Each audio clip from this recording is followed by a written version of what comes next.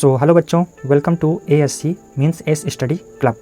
दोस्तों, आज के इस वीडियो में हम पढ़ने वाले हैं कक्षा 10 के हिंदी के काव्य भाग का पहला चैप्टर, जिसका नाम है पद। ठीक है, और जिसके कवि हैं सूरदास।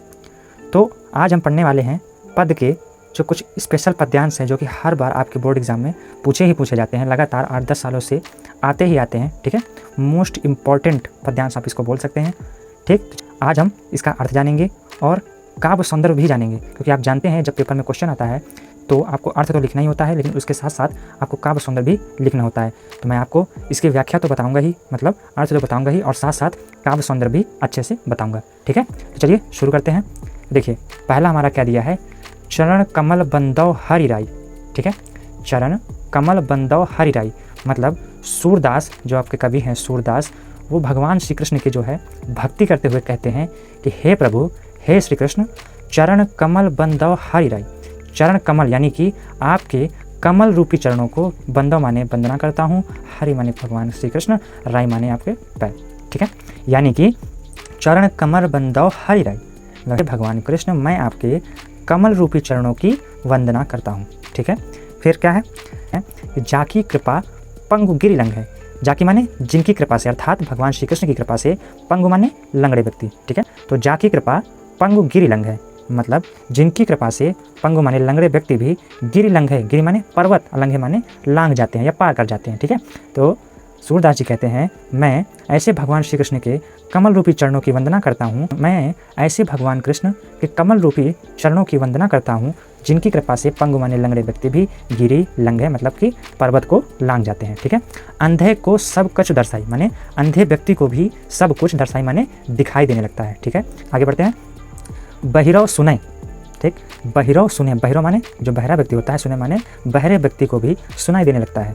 गूंगे पुनि बोले, और जो गूंगा व्यक्ति होता है, वह दोबारा बोलने लगता है। रंग चलाए सिर छत्र धराई। ठीक है, रंग चले सिर छत्र धराई, मतलब एक से बढ़कर एक गरीब व्यक्ति भी राजाओं की तरह छत्र धराई माने राज जो है क्या करता है, धारण करता है। ठीक है, आगे बढ़ते हैं। सूरदास स्वामी करुणामय। तो सूरदास जी कहते हैं मैं ऐसे करुणामयी, ठीक है, मैं ऐसे करुणामयी स्वामी माने भगवान श्री कृष्ण की बार बार बंदों ते ही पाई, मतलब मैं ऐसे करुणामय भगवान श्री कृष्ण के चरणों की बार बार वंदना करता हूँ। ठीक है, अब इसका काव्य सौंदर्य देख लीजिए। तो चलिए इसका काव्य सौंदर्य देखते हैं। पहले पैराग्राफ का क्या है, तो सबसे पहले आपका आता है रस। तो रस आपका इसमें हो जाएगा भक्ति रस। कौन सा रस, भगवान जो सूरदास जी हैं वो क्या कर रहे हैं, भगवान श्री कृष्ण की भक्ति कर रहे हैं। ठीक है, तो आपका रस कौन सा हो जाएगा, भक्ति रस। ठीक है, छंद कौन सा हो जाएगा, मैं आपको बता दूं, ये हो जाएगा जो आपका छंद हो जाएगा वो हो जाएगा गेय पद। ठीक है, कौन सा छंद, गेय पद। गेय पद आपका छंद हो जाएगा।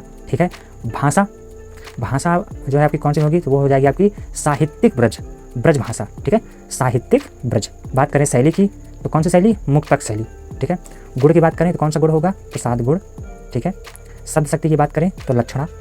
ठीक है, अब ये काव्य सौंदर्य यानी रस, छंद, अलंकार, ये क्या होते हैं, अगर आपको इसमें कहीं भी कोई दिक्कत है तो आप कमेंट में जरूर बताइए। काव्य सौंदर्य की एक प्रॉपर वीडियो बना के आपको समझा दूंगा। ठीक है, तो और क्या बचे इसमें, हाँ अलंकार।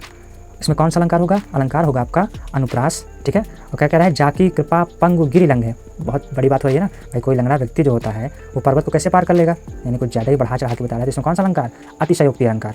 ठीक है, ठीक है, और क्या है, चरण कमल यानी कमल रूपी चरण, यानी कि रूपक अलंकार भी है इसमें। ठीक, कहीं कोई दिक्कत, तो ये आपका हो गया फर्स्ट पैराग्राफ। ठीक है, चलिए बढ़ते हैं सेकंड पैराग्राफ।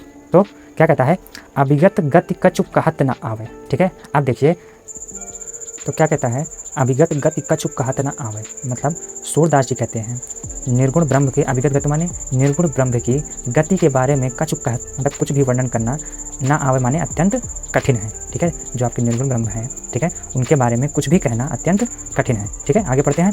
ज्यों गूंगे मीठे फल को रस अंतर्गत ही भावे। ठीक, ज्यों गूंगे मीठे फल को रस अंतर्गत ही भावे, जिस प्रकार से गूंगा व्यक्ति मीठे फल के रस, ठीक है, अंतर्गत ही भावे, मतलब जिस प्रकार से गूंगा व्यक्ति मीठे फल के रस के स्वाद को, ठीक है, मीठे फल के रस के स्वाद को के बारे में कह नहीं सकता, ठीक उसके बारे में वर्णन नहीं कर सकता। भाई कोई गूंगा व्यक्ति होगा, वो कोई फल खाएगा, वो कैसे बताएगा कि ये मीठा है, खट्टा है, कैसा है, क्या है ना। वही बात यहाँ पे हो रही है कि जिस प्रकार से गूंगा व्यक्ति मीठे फल के रस के स्वाद पर अंतर नहीं बता पाता, ठीक उसी प्रकार से निर्गुण ब्रह्म क्या है, परम स्वाद सब ही सुनिरंतर, है ना, अमित तोष उपजाव, यानी ठीक उसी प्रकार से निर्गुण ब्रह्म की उपासना करने का क्या है, निर्गुण ब्रह्म की उपासना करने में जो आनंद की प्राप्ति होती है उसका भी वर्णन नहीं किया जा सकता। देखिए कितना बढ़िया जो है वहाँ पे उपमा दी जा रही है, ठीक है। कहीं किसी को कोई दिक्कत बता देंगे, ठीक है। आगे क्या कहता है, मन बानी को अगम अगोचर सो जाने जो पावे, ठीक है। मन बानी को अगम अगोचर, कहने की बात वही है कि सूरदास जी कहते हैं कि निर्गुण ब्रह्म को, ठीक है, निर्गुण ब्रह्म की जो उपासना करते हैं उसमें आनंद तो अत्यधिक होता है, लेकिन उसको वाणी द्वारा प्रकट नहीं किया जा सकता, ठीक है। और अगम अगोचर सो जाने जो पावे, ठीक है, इसका बखान वही कर सकता है जिसको इसकी प्राप्ति हो जाती है, लेकिन यह सब के इंद्रियों की बस की बात नहीं है, ठीक है। तो रूप रेख गुण जाति जुगत विनोद, अर्थात निर्गुण ब्रह्म की ना तो कोई रूप है, ना कोई आकृति है, ना कोई गुण है, ना कोई जाति है, ठीक है।